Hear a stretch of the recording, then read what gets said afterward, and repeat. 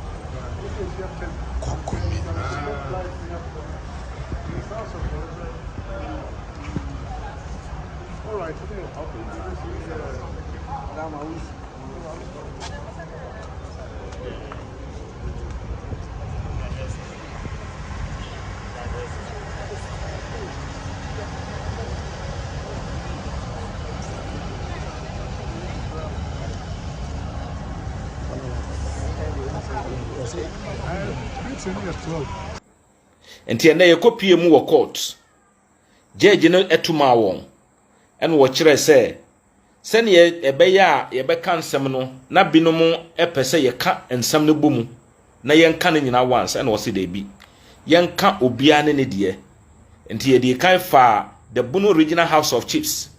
nsem no a omudi baaye a na omopese omugina so na court no emma omu kwan se ne ye beya adwumadi a court no so omundi no na omundi no ene omudi tudwa ne ye no omu kan nyina ne se court no emma omu ntwentwen adwumadie na omuka se oni se yemfa na nasangwajafla enkrata enko national na yemfa ne din kan Ghana ahemfudin ho no court no ma omomfa nto ho na de no omuka nyina ne se court no wanka asem ne yie na omugitu mu pa se omukọ appeal court a omubawini na omwini nso na samre no nso no na ya gazette na ewie ya gazette na ewie a edi adwuma akwansidie bi beba betu omuso ema nioma yedi ama wansa na omase akọ mramu ansa na omayi na afiri ho edi ne pafoforo aba ne senti no court no ma omuntwentwen so omokeka omunsem bebre yanso ye lawyer sorry gina ye ekasa ye ekire se ndi omuka no sebi ento asom na enye bia no ne court no share se mommeye no mabumra no so watena se amanapam na wasori afa krata sha o motrom no waba se court no ma dwumadi oka se kodi a wo bo wani kuso a etwem no omma wo ntwintwen so na ekosi mira asam na wo di akọ apel no ye beka wie nti ye lawyer no ekire se emra mo as court wakeka tu ho se ensese ye makwan emma obi edi ne mrapon no edi atomu se ye mfa nya adwuma no emma ye makwan mankrofo emfa ndi agro ne senti no and wo court authorities bebre cases aba a ekire se ampa so obi yes ade na ye man ye hwe no mane nye sa nyoma no the traditional council or ye interested party a lawyer nso sorry ye argue ye ampa omo argue pa yi enye se no mo gina ho no mo kasa keke they were quoting authorities ye ka authority a asemu a yesida na court bi a ewe animu aka asem agi atomu a ewo ho a ye ntene asem no san nsem no bi no kotu ye e no kire mranyina so a ekire se de omudi ba ye no endimu nti ye mongu omunyina kasa wieye na National House of Chiefs lawyers nso wo ho omu nso kasa ye e kire se omudie mrapon no ena edi dwumadie bi ahya wonsa the senti no omu magina mfimfini na ne court no beka no na omudie ye adwuma omudwie ya judge no ehwe ensam na omunyina kaaye ene ne ekika ne nyina no na judge ne eba se ne the Bono Regional House of Chiefs eka se omma omukwan na order na wodi ma won se omfa na nasangba jafla enkrata enkopiem wo national na yemfa na din enka Ghana ahemfudin ho no ote ase emomu twentwen so a na wonim wanka ne mra no asie na ne wahunu nyina ne se ensam na omudi abepie wo nanim no eye sebi ensam a eye frivolous enya ade a egina mra so na ne wahunu nyina ne se eye trimopobi ene omaya a omopese omu delay na gazette processes no into wodi ma wo mo a enye yie the science no obo etuagu into wa refuse say on that stay of execution na omudi ba say nko omu sre na court no ma omu kwan no mu twentwen so no court no entimi ma omu kwan mu ntwen so into which means say ohye na odi share wom say omu mfa na nkrata no nko no omu nkoso na omu mfa nkrata no nko na asem na ewa appeal court no yeduru ana yaka enti abusiafo sana enokosi ye enti the stay of execution eye Dormaahene any Dormaahene filing here in the name of the Bono Regional House of Chiefs no has been refused and dismissed. Owie eno no any sign ba another stay of execution. Abrantia ye friend of Farouk Ahmed. Our body ho samrani ya osam modua ono nso di ba ye. Ono nso ni lawyer sorry ye. Ni lawyer sorry ye no an ka say eyi ono no wafali eyi additional supplementary affidavit eno no lawyers esefata se wodi ma wom no wamfa ma wom ba na ne nyina eye tatisa na nka wo ye na lawyers na kasa ye nsanka ye ne science no ye ntun hye da na ye nsan mra ba mra mu no ye wo bebi a o say I waive my right esese wodi document ne mame na megitu mu se wodi amame but magina court ne ni mu aka se sa process na nanka ese wodi mame na mehwemu ansa na yatimi aba court no sa ade no mempe wodi amumfa krata ne mame sima bɛyɛ miɛnsa na menkɔ motoro na anu ye bi a wo bia no media mamo nti ye lawyer no ema omu gi krata ne ma no ɛna ɔhwɛ mu ɛna ɔka kyerɛ judge ne sɛ judge no ma yɛntoa asɛm no so enti ɔsɔre gyina yɛ ɛka sɛ the court no emera na asɛm no wɔ n'anim a na ɔka no ye frɛ baby the inherent jurisdiction a ɛsɛ asɛm bi si a te sɛ ukɔ ya ye kwa asɔre ɛne ya ye wɔ baby no ye wɔ mmara bi sɛ obi baby wɔ hɔ a yɛtimi ɛka asɛm baby nso wɔ hɔ a yɛntimi nka asɛm wɔ hɔ asɛm wei si a ɛha ne yɛka no asɛm wei nso si a ɛha ne ka no enti ɔmo lawyer no pɛ so wɔ kyerɛ sɛ baby a yɛde asɛm no kɔɔ yɛ a judge ne tena so no na judge ne ne tumi a ɛsɛ sɛ wɔtena asɛm no so na wɔka ne sɛ enti no judge ne yɛ mistake ɛno nti na ɔno ɔde kɔɔ appeal enti judge no ɔno and stay won send ye be ya omukwa omunim pa se omudi kwa appeal na omudi bedi nkonim okeka ne nsem a ye kire se omukwa appeal na omubedi nkonim ne senti no judge no emma kwan na omundile send ye be ya appeal court no ebe ka asem na wie okeka ne nsem ne wie na ye lawyer nso sori ye na oka se de bi sa inherent jurisdiction na o ka no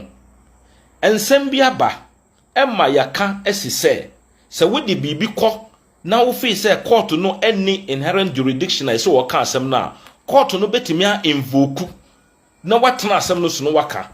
na anye bia saa asem na wodi ba judge nanimu a saa mmere na wo ka se oni tumi a otimi tena asem se no so o judge ya o ka se de bi ne wo ka no frivolous enyina mmara kwan so obogu ye no ye wo kwan a yetimi fa so ya address anye bia ufa asa kwan ne biso debi na wamfa asa kwan ne biso or dismiss we na continue ya owie ya wo di judgment ne baaye and wo di final orders ma say yemfa na nankrata anko enti enda waba begina ha emra wo ka asem no wanka hwe na ende asem foforo ne wo ye nimu a wo beka we wo ho no sebi enye mmra nsem na wo ka na enye bia order no nso aye maaye no yanka say Farouk Ahmed a wo ye samodua enkoye dwumadie bi dwumadie a ye ka se obi nkoye eye the Bunu Regional House of Chiefs ento o ye se obi nkoye dwumadie bi o ti wo baby wo se nipa kro no kodi sa dwumadie na ebenya nsonsoanso bi wo so nsonsoanso ben e na ebenya wo so enti omu agiwe emma all the lawyers the interested party a eye the Sampa Traditional Council omu lawyers nyina agiwe nti ne tofo bomu nyina ne se omu wie bibia no na judge ne kan se debi se obeka se oma that stay of execution no obe grantia na eni nyina so na sabi ensam na omu kan nyina no enya ade a eto asom enti obe refuse that stay of execution no na the Bunu Regional House of Chiefs edi nanankrata no akoma the National House of Chiefs no mu di nanadin aka Ghana ahemfudin ho enti abusuafo the true stay of execution Dormaahene ene Farouk Ahmed ebe fali ye nyina no judge no aboni nyina gu. So what Europe and America was any Skadiaba Ghana they send with money transfer no and American for a day amount. Send network ben no use you bet me a day ascend it. So we send a day a good mobile money wallet and as a bank account so a day many per chrono bet to me a day ascend it. Now I was any just say first transaction no ubenya a $20 free. The answer will be using a promo code JSXM2 and a screen so offer or first transaction ubenya a $20 free. Meeting the Atre Bruni. Yalan Media Ghana.